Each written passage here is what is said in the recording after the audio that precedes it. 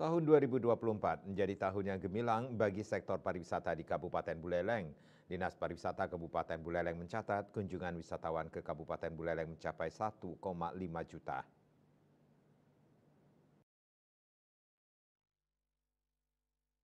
Kepala Dinas Pariwisata Kabupaten Buleleng Gede Dodi Sukma menjelaskan peningkatan yang signifikan terjadi sejak beberapa bulan terakhir.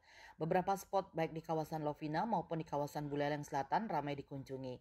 Ia juga menyebut kunjungan wisatawan ke Kabupaten Buleleng didominasi oleh kunjungan wisata domestik. Bahkan peningkatan kunjungan ini sangat terasa selama musim liburan Natal dan Tahun Baru Nataru yang diperkirakan akan terus berlangsung hingga 7 Januari 2025.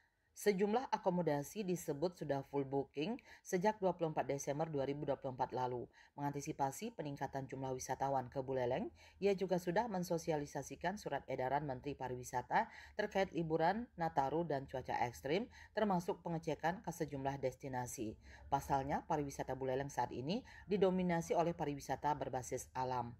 Dodi juga menambahkan sudah melakukan upaya promosi pariwisata yang intensif dan pengelolaan desa wisata yang terus digalakkan, termasuk gerakan wisata bersih yang berkolaborasi dengan Kementerian Pariwisata menjadi faktor utama dalam meningkatkan kunjungan wisata. Yuda Bali Pos.